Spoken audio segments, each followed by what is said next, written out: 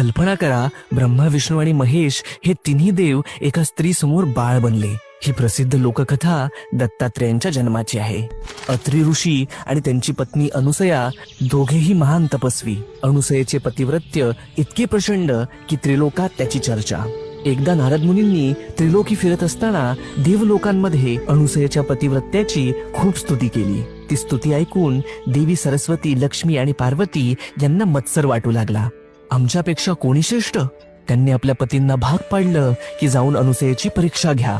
ब्रह्मा, विष्णू आणि शिव साधू वेशात अत्री आश्रमात आले। साधूंनी अनुसयेला म्हटलं, आम्हाला भूक लागली आहे, पण एक अट, तुम्ही निर्वस्त्र होऊन आम्हाला अन्नदान करा। यांची अपेक्षा मान्य करावी तर आपल्या पातिव्रत्य धर्माला बाधक होईल, आणि जर ती अमान्य करावी तर भुकेले अतिथी घरातून निघून जातील। करावे तरी काय? तेव्हा तिने कमंडलूतील गंगोदक घेतले आणि त्या तिन्ही अतिथींवर सिंचन केले, आणि अद्भुत, त्या क्षणी त्रिमूर्ती लहान बाळ झाले।